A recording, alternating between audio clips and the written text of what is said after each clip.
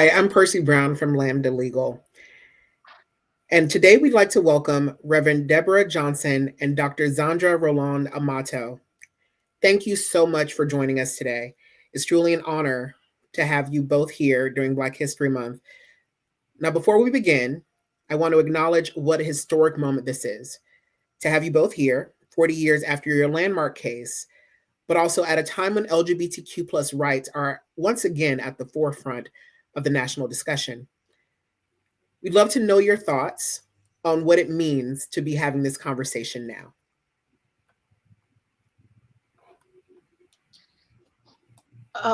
This it's always special to talk about this case and revisit the case, even if that it's been 42 years ago that we experienced this, that we went through this.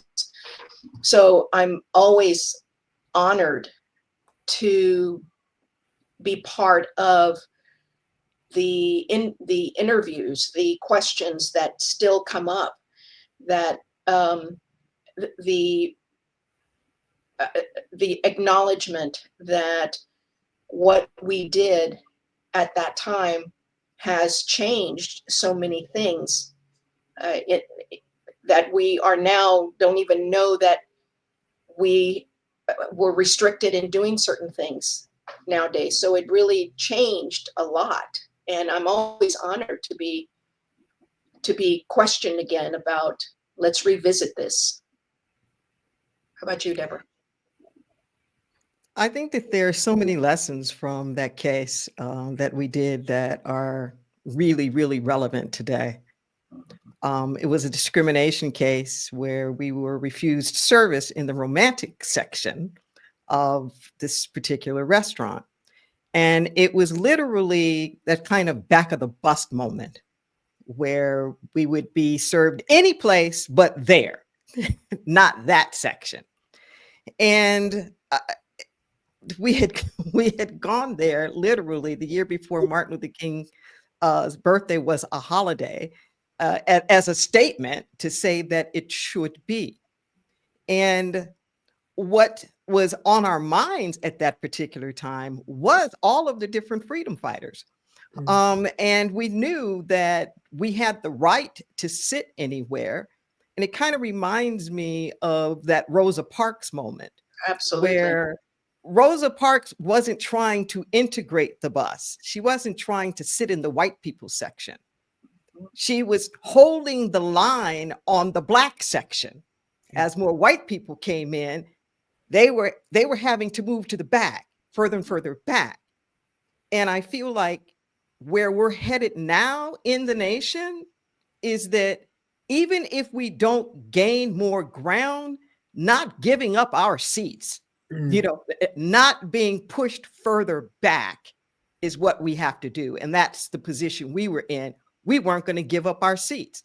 We had been given those seats. Those were our seats.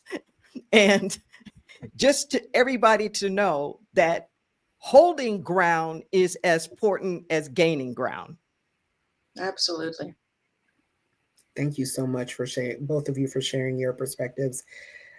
Now, for our viewers who are just learning about your case for the first time, would both of you be comfortable sharing what you hope that they take away from today's conversation? For me, it's one of the things is you can't be witness to something that's not right and not do or say something. And we have the right, and so many people have paved the way for us to be able to do something and say something, that there is no reason and no excuse for you not to do something when something is not right. And I often say this, that particular day, that night, we didn't wake up that morning and say, today I'm going to make history. Just like Rosa Parks. It was like, no, this can't be right. this can't be right. And it was as though I was watching a movie of the discrimination that occurred. It's like, but I live in Los Angeles. That's how can that be happening here right now? So the reason that I pushed for us to do something was because, one, they messed up my date that I planned, and it was not right. So I hope that what comes out of all of this is that don't be a case of witnessing something that is not right and then don't do anything. You have to do something, say something. Yeah, I concur with all of that. What I would add that I would hope that people would get out of it are a few more things. One, you're never too young to make a difference. You know, we were already in the history books before we were 30. Mhm. So many of my heroes never got to see 40, including Jesus and King, King Jr. And that the personal is political. Yeah. Kind of like what Z was just saying. It isn't like you wake up and realize the magnitude of the importance of what Oh it yeah. is that you're doing. Mm-hmm. And every generation has their time.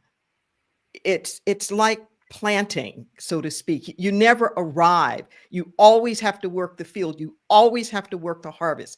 You're eating fruit from the harvest that people planted before you, and Yep. you leave something for the next generations as well. There's no sitting anything out. That's right. It's always active, and at any moment, it's your turn too. Absolutely. Thank Absolutely. you. That is so true. But I want both of you to take me back to that evening at Papa Choux. Like what made you choose the restaurant, and of course, what emotions do you recall from the moment you were denied seating? Well, I planned it. My dear friend Antolina told me about this restaurant, and it was a romantic restaurant, and um, Deborah and I had been together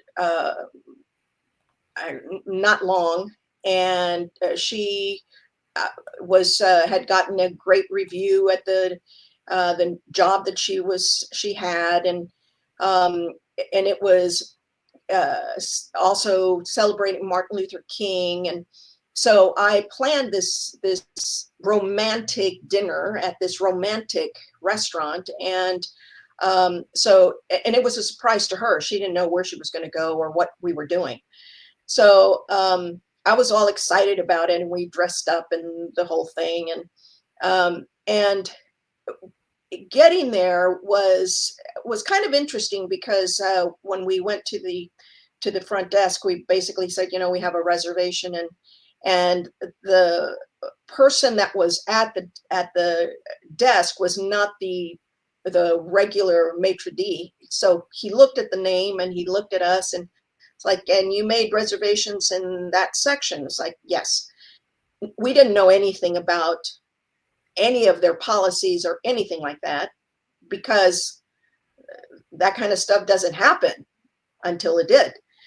So we get seated, and we're taking off our jacket, and the immediately the guy that was the maitre d' comes, and he actually moves the table out in front of us, and basically said, you know, oh, I'm sorry, you won't be able to be seated here. And it's like, well, we have reservations. Yes, but you know, we can't seat you here, and you can sit over there. It was the back of the bus thing. You can sit over there. You can get a free drink, but this is for mixed couples only. And it's like, well, she's Black and I'm Latina, so we're a mixed couple. It's like, no, no, only romantic couples. And it's like, well, okay, that's us too. And but they basically, he was adamant that we would not be served there. And by this point, everybody in the booth area is already in the restaurant, already looking at us like, what's going on? And oh my God, I can't believe it. They're going to, they want to be seated there and blah, blah, blah. And for me, it kind of felt like the message that people were getting was that we want to sit here versus, no, we have reservations for here. So it was embarrassing. It was scary. And it was, for me, it was, no, this can't be right. This can't be right. So it went from it's going to be a fun time to what's going on? And you totally ruined my date. So. Yeah, this particular section, you walk up a couple of steps and it's like a horseshoe. Mm-hmm. And there were these 6 booths where you pull the table out, you sit side by side, and there's a little sheer curtain that would go across. And apparently violins would play too. So we found out. So we found out later. And the thing that night was that, in addition to what Z was saying, is they kept insisting that it was against the law. Yeah. For us to sit there. Now, at the time, I was on the board of directors of the Los Angeles Gay and Lesbian Community Services Center. And I was more than aware because I had been part of that effort where a local ordinance had passed specifically saying that you cannot discriminate on the basis of sexual orientation. So in addition to everything that Z was saying, I was doubly pissed because they were trying to treat us like we were dumb or that we were ignorant, and to try to scare and intimidate us, away. And it was getting downright ugly. Oh, and like she said, I was born and raised in Los Angeles. I couldn't believe that it was going on. And you have to really appreciate the fact that we were there to as a protest for Martin Luther King Jr.'s birthday. This was a Thursday night. His birthday was Saturday, and we were going to take Friday off. So this was starting this long weekend. So we're in the King mindset. And you're going to pull back of the bus while we're here to celebrate King? Oh, hell no, this is not. You picked the wrong people on the wrong day. Picked the wrong people for that one. Oh God, yes. Yes. You picked the wrong people. So your case established an important precedent for LGBTQ rights in public accommodations. Did either of you anticipate the broader impact your personal stand that night would have? Not for me. I mean, again, coming from the standpoint of this is not right. This is not right. For me, it was more the sense of somebody's getting into trouble for this. Someone's is getting into trouble because what they did is not right. And I'm telling on you.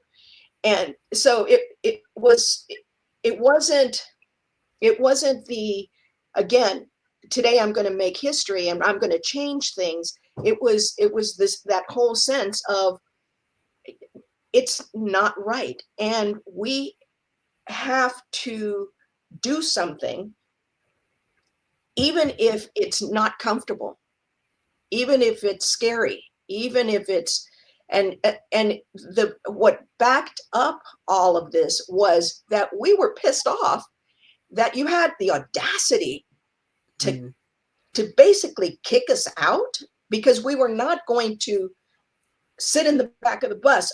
We were not going to sit over there instead of here. And and then give our money to you? Oh no, no, we can't do that. We can't do that. You know, in some respects, Percy, the position that I found myself in is kind of the opposite of the question that you're asking. That we went to the restaurant assuming that we that we had the right. We weren't like trying to win the right to do anything. We assumed that we had it. And this is a really, really important point here, because we sued under two different laws. One under the Unruh Civil Rights Bill, which specifically said you cannot discriminate on sex, as well as the local ordinance that said you can't discriminate based on sexual orientation. And the courts agreed. They said we definitely had been discriminated based on sex, because that was the factor that prevented us from being seated. Both of us were women. But the court said if it had anything to do with the fact that we were a lesbian couple, then they weren't sure if we had the rights anymore. Right. So the whole case flipped. And I was very frustrated with that, because it flipped from, does the restaurant have the right not to seat us, to, do we have the right to sit there? Because our crime was just like what was happening in the civil rights movement with the lunch counters. Just our presence was considered offensive. Yeah. Just looking at us.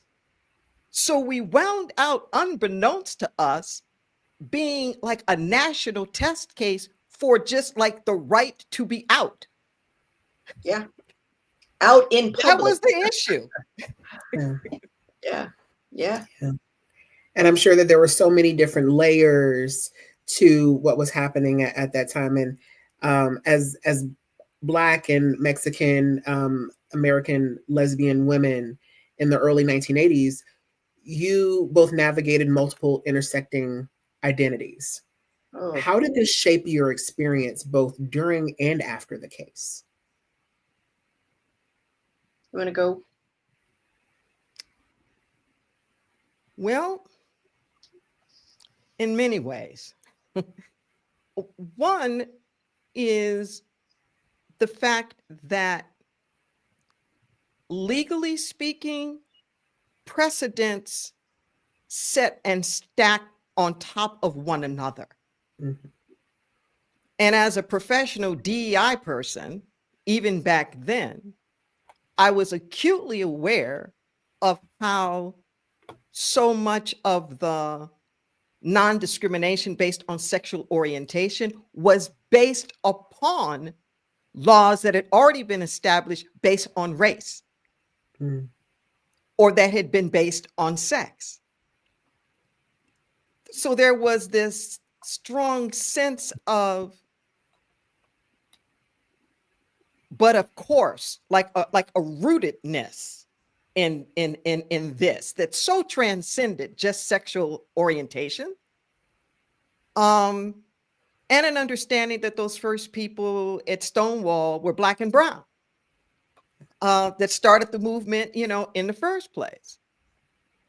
Now, on the other hand, I was newly MBA at Prudential in real estate investments. One of the first Black people, one of the first women. And I put my whole career on the line. Oh, yeah. My whole career on the line. And what that did for my relationships at home, just out and around, that was rough. That was rough, for sure. It made me also aware that people were listening. All of a sudden, we were on the news every night. Lesbian couple sues restaurant. I was getting phone calls from my family in Texas, and oh, we saw you on the television. What are you doing? it made me aware that people were listening to what we were saying. They were interviewing us. They were um, they were asking the questions about how do we feel, what does it mean, and people all over the place were listening to what we were saying, and it made me more aware of what am I saying? What do I want people to know? What do I want people to hear? And knowing that my mom was listening in Texas, who was not, pleased with the fact that I came out lesbian, and my uncles and my family, my coworkers, so it was all of a sudden it was the lights were on us, and everybody was looking at us and judging us by the way that we looked, by what we did, by what we wanted, by the nerve that you would go and want to be served in a certain area because everybody knew it was for mixed couples, but nobody challenged that. And we didn't go out going, okay, today we're going to do this and we're going to challenge it.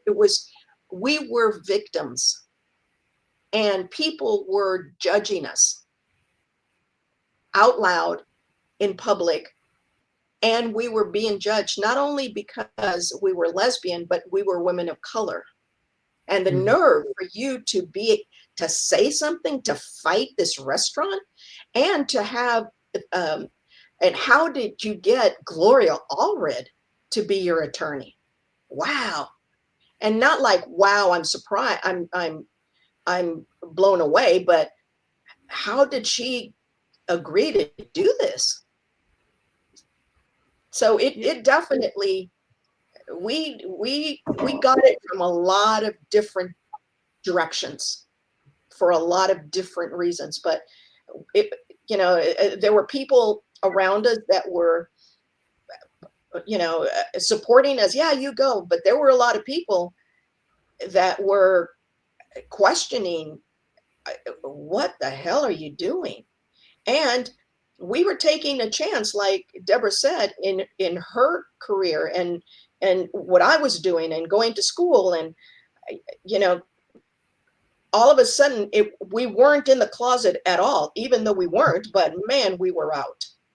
We were out. And Gloria Allred, when she took the case, basically said, I hope you're ready, because this is going to be good. And basically, if you have any doubts about being out and proud, then don't do it, because you're going to be out. So you both talked about the challenges. Oh, go ahead. Can I just add one thing there? Historically, we were amongst the first people of color in the media as gay. Yeah. So in terms of that intersectionality, at a point in time when that was associated with being white, some of that pushback was the Black community, like, you're exposing that there's Black people in our community, like that's a crime, or you've sold out, now you're with those white gay people. There were just so many different layers and nuances on what that meant. Yeah. How did you both find support during all of this and solidarity?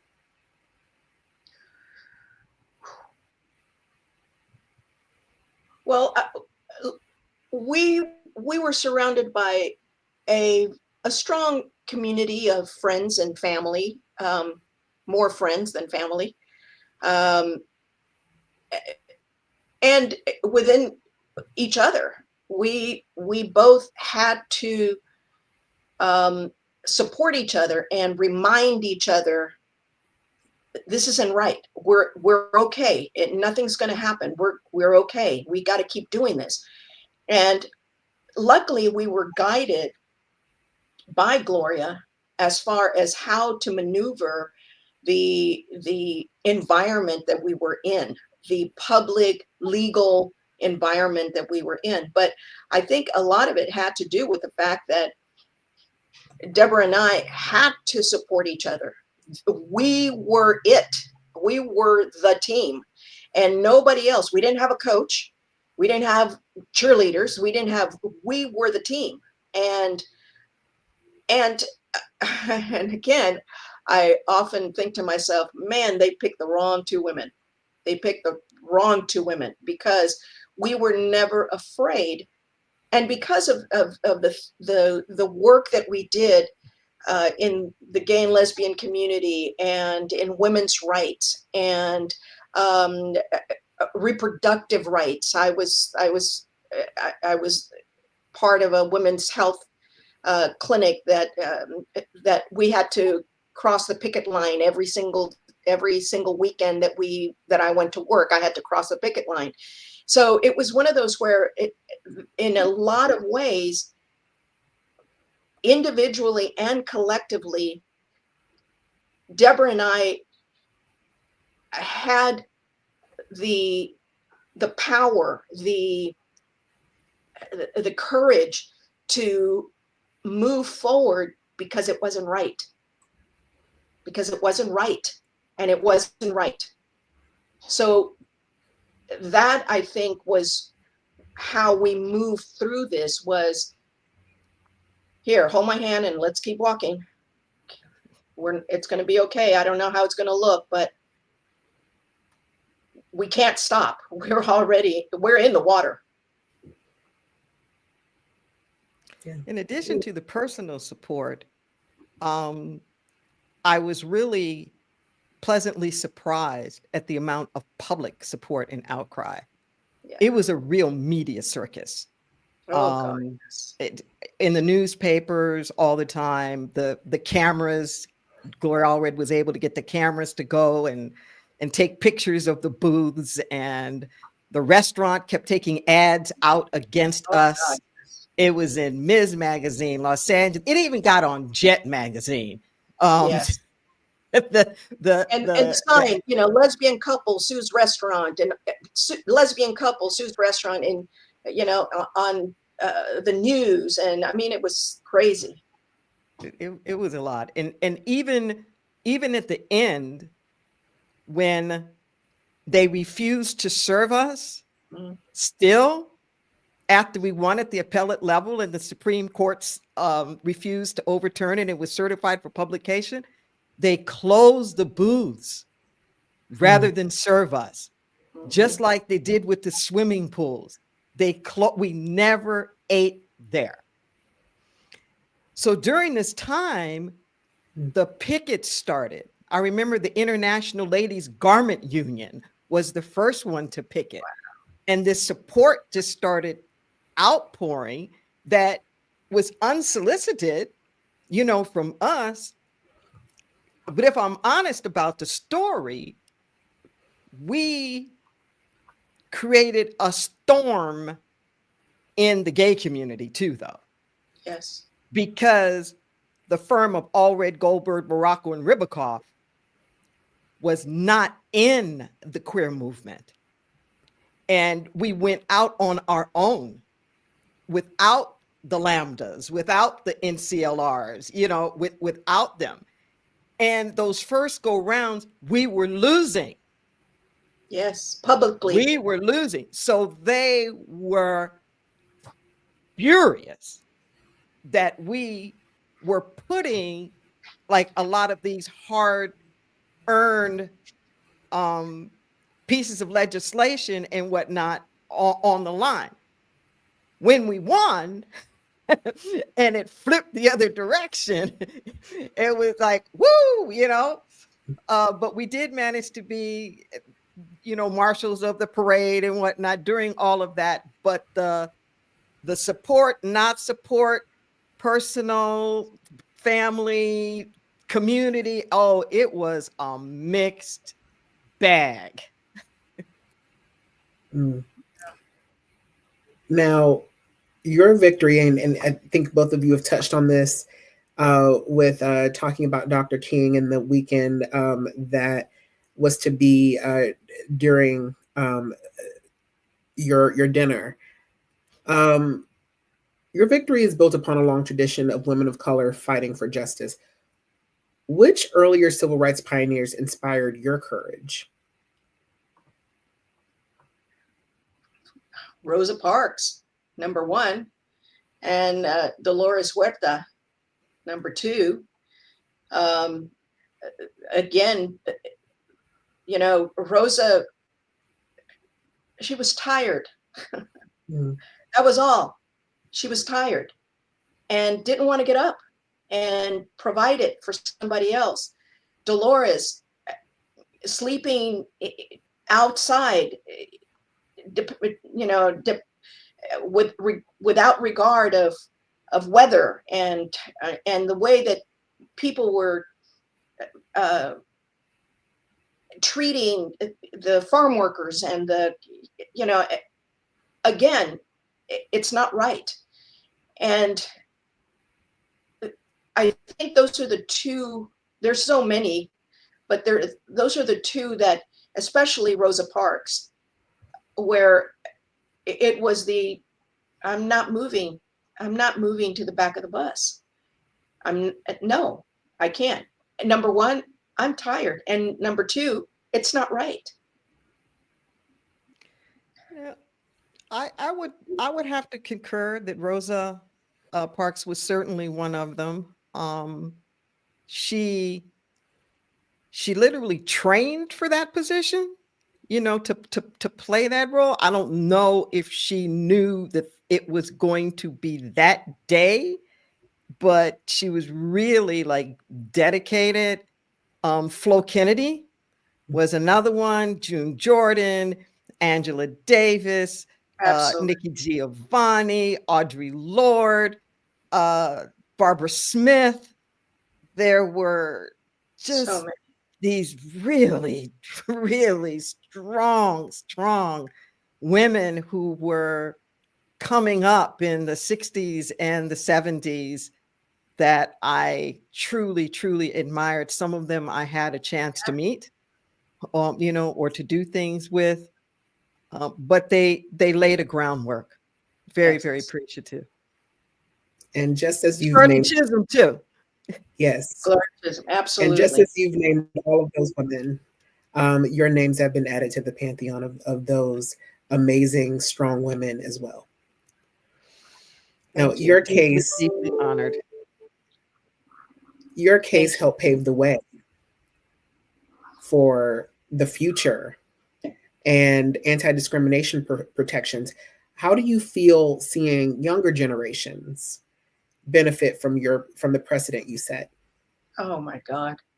The fact that they have gay, lesbian, queer plus clubs in schools. Oh my God. Title IX, when that passed, and now you don't even, girls don't even think about, can I play baseball? Can I play boy games? The fact that I've had patients that are parents that support their children when they're transitioning. And I mean, we never had that. I mean, especially not from our parents. I mean, I didn't have that. So to see what LGBTQ plus young people have now, to me, there's so many times that I've heard young women, not as much now. I'm not a feminist. And it just takes my breath away. It's like, are you kidding me? The fact that women like us and women that came before us did what they did, is because we are feminists. You are a feminist. You just, that's not a bad word. Mm-hmm. The things that young people are able to do now, they are unaware of what we couldn't do. I mean, we couldn't do, we didn't have. And now it's not an issue. It's not an issue. It's just amazing what people, young people have nowadays, that, and we're not talking about, oh yeah, when, in the turn of the century. No, people that made changes are still alive. It's us, and you don't have to recreate it. You just have to support it. Yeah. Mm-hmm. I agree wholeheartedly. And the reason why I've been using the word gay so much and not the full alphabet is being more historically correct. Absolutely. Because at that time, we weren't even considered gay and lesbian yet. It's like everything was just like gay. Yeah. And in terms of the young people and what they're experiencing during this time period of the Papa Choux case, it was the time when Jesse Jackson was running for president in 1980 and 1984. And he was the first candidate to put LGBTQ rights as part of the Democratic platform. And he was the one who said that our lavender color, which was the color that we were using at the time, that we didn't need to be out there on our own. We needed to be part of his rainbow coalition. Okay. That's right. And then the queer community just took over the rainbow. I often think to myself, okay, and it shows my age, gay and lesbian. When did we get everybody else in this? When did we get everybody else to jump into the gay and lesbian thing? So the thing is that I want all the young people to realize is that, yeah, you have your rights, and we're very glad for the role that we played, but we're in it together. To never think of it as just, LGBTQ, right. You wouldn't have that if it weren't for the feminist movement. Absolutely. And all what they're doing. And there's this way where other movements will show up for us, but as the queer movement, we don't always show up for the other groups. And to say to them, if you want it, you cannot take it for granted. Just like with Roe v. Wade, you cannot take it for granted. You have to do your part to make sure that it's reinforced. I'm glad that you celebrate me, but where's your little brick? What? How have you helped to retrofit this foundation? Because just because we've gotten all of this, courts can also overturn it. Yeah. Okay. And you have to stay vigilant if you want to keep it. You bring up a great point. We are now facing potential rollbacks of LGBTQ protections at the federal level. How does it feel to see these hard-won rights under threat?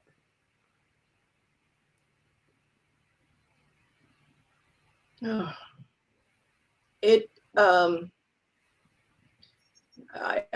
have this emoji, the eyes rolling back emoji in my head, to think that there is the danger of questioning that and rolling back to the old way. But not only in this particular case, but the rights of women, the roles of women. much less being gay or out or trans or whatever. The reproductive rights of women, those are things that we had already established. It's already part of our law, our nature, our rights. And to question the roles of women in general, not only in relationships, but in jobs, in military, that the gay and lesbian, queer, all of that is, oh my God, it's, to me in my head, it's almost secondary to what the possibility of what can happen to just rights, women's rights, reproductive rights, that unfortunately, I feel that the gay and lesbian, queer, plus all of that is in danger simply because everything else is in danger. You know, the rights of changing the rights of Black people or Latino people, or, you know, all of that is to me is scary, because again, it's the rights of people is in danger. You know, it's questioned. You know, it's, yeah. I'm have no idea how it's going to turn out. Yeah, it's heartbreaking when you look at the agenda of a Project 2025. Yes. And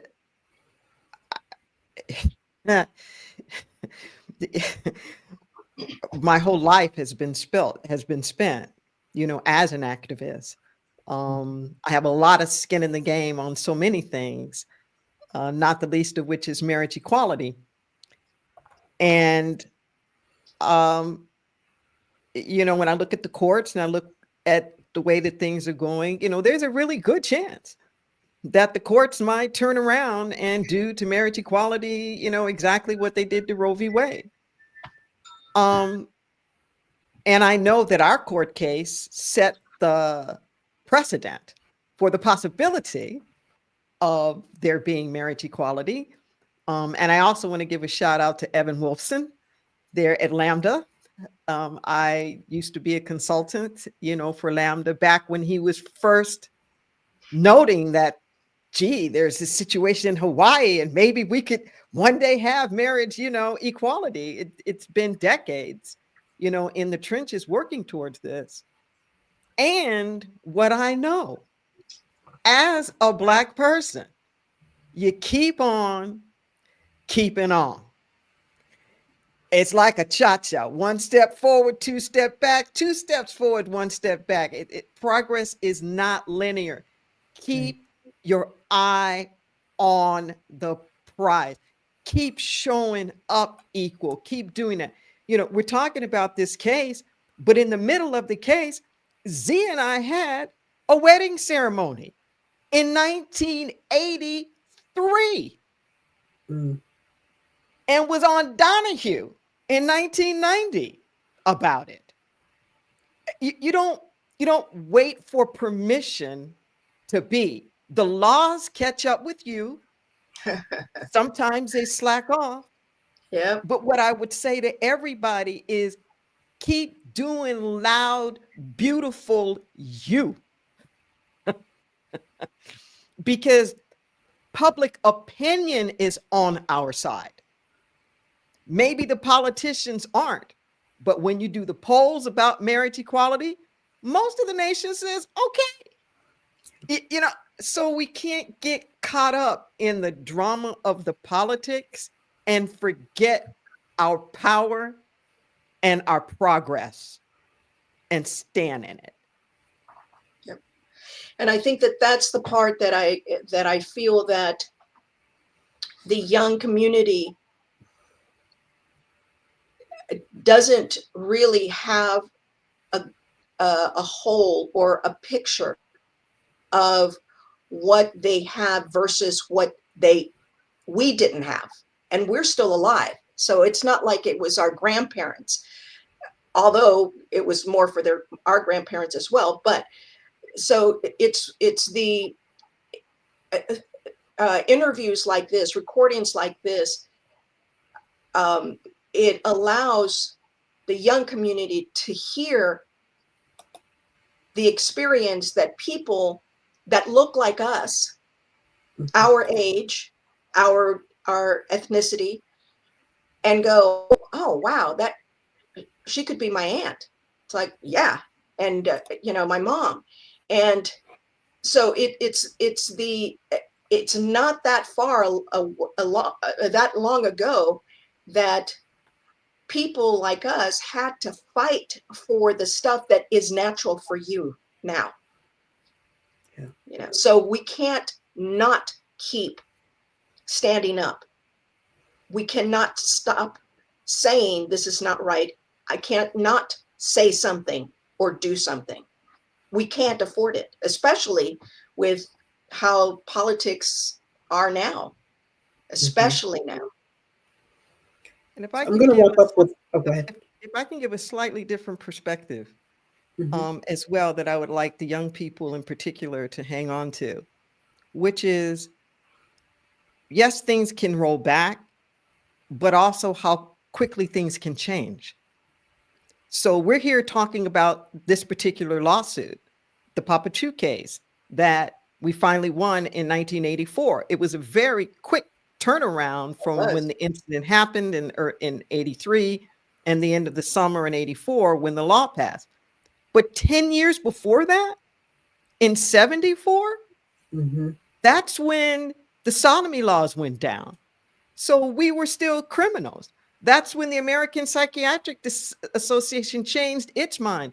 But we were sick, we were psychotic, we were criminals.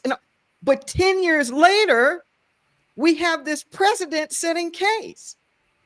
You have the Dred Scott decision in 1857. 10 years later, you've already fought a civil war and you're in Reconstruction.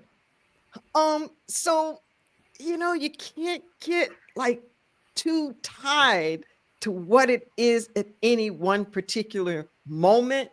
It's swinging back and forth. You just got to hang in there and make sure you're doing your part to keep it moving in the direction that it can and ultimately will be. Thank you both. Your words are so inspiring, not just to me, but also our viewers across all generations. My last question for you today is, looking back 40 years later, what gives you hope for the future of LGBTQ plus rights and racial justice?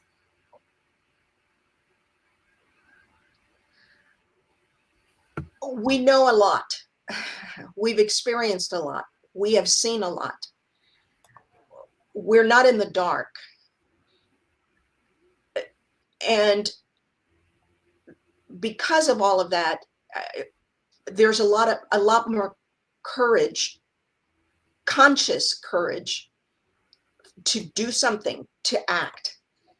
So it makes me feel safer that people know how to say something and do something. The fact that people have very little patience now, they've seen the way that it can work, that it's been working. And I know that there's going to be a resistance in not going backward, not experiencing, not having it, not doing it, not being it. I think that we are, as a community, we are so out there that it's really hard to walk backward. Even if we get pushed, we're going to push back.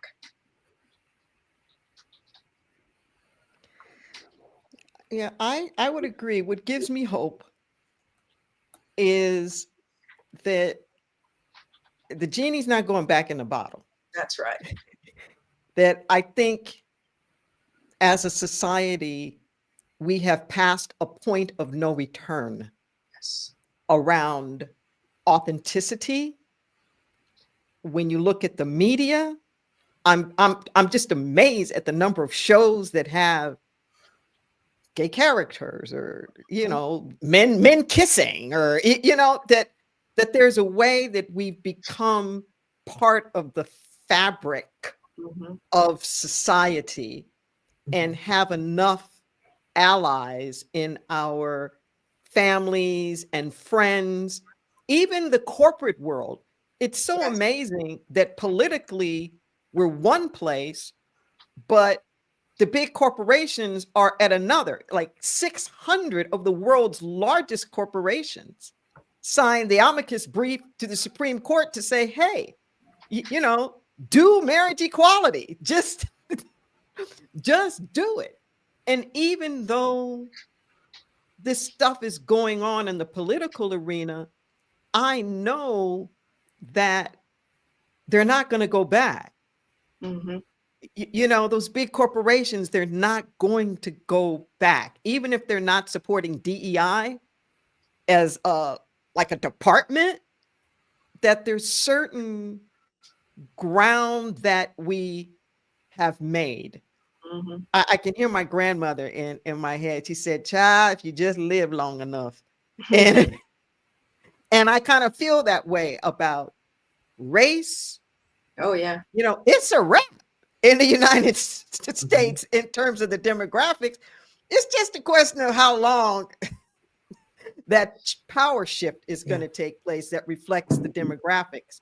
But I just have real hope in the boldness, the authenticity, even the amazing sense of entitlement Mhm. that the young LGBTQ plus folks have these days, to know, oh yeah, we're gonna be around. And adding to that, um, you know, seeing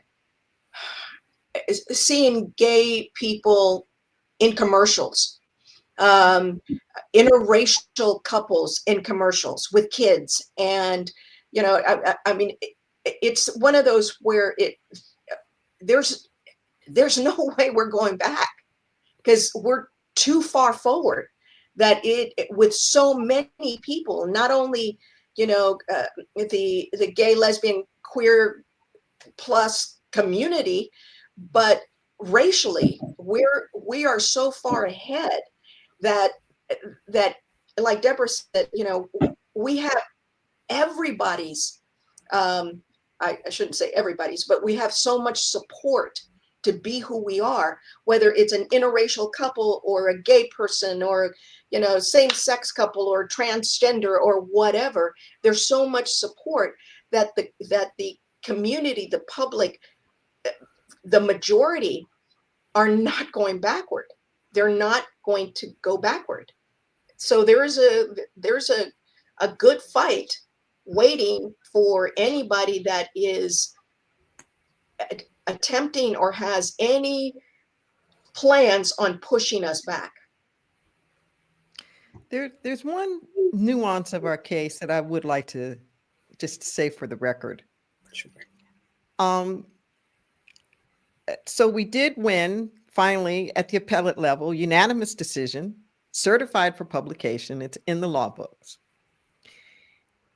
The decision was a decision that was broader and more widespread than anything that we've talked about or that is usually ever even mentioned. Mm. What the court said was that the list in the Civil Rights Bill of you can't discriminate on the basis of sex and race and religion and all, it said that list was meant to be illustrative, but not exhaustive. Okay. In essence, it wasn't creating just protected classes, but to say, and and they said it much more eloquently, that if it's arbitrary and like doesn't have anything to do, don't do it. It's like, don't do it. And I feel like that was such a huge win, because too often our approach to rights is we try to whittle in one group at a time. One group, oh, we'll get the the race in. Oh, we'll do gender. Oh, we'll do abilities. Oh, we'll do sexual orientation, like one by one by one. But the way it was this sweeping that created this equality for everybody, I think is really, really important. And that as we go forward as a movement, that's how we have to think. That's how we have to think. Okay. The far conservatives, they'll be anti-gay, anti-immigrant, anti-abortion, like all it with one stamp, like with one call. Whereas we're split between which thing we're going to support or not support. No. It's like it's like Jenga. You know that little game with and what they're trying to do now with Project 2025 is like reverse Jenga. Find what is that foundation. If we pull this one thing out, all of the rest of it's going to fall. They understand the interconnectedness of the issues. They understand why they can't let any of it stand, because it's going to reinforce all of it. The progressive people have to figure it out. We got to stand together. Yes. Amen. And yes, those are fantastic words to end this discussion on. Thank you both so much. I want to express my gratitude for each of you joining us today, and also the impact of your stand for dignity that night, and how it's changed the course of human history. Thank you for fighting back, and thank you for being here with us. Thank you. Thank you for the honor. Thank you. And thank you, Lambda Legal. Yay. Always fighting the good fight, getting in good trouble. Good trouble.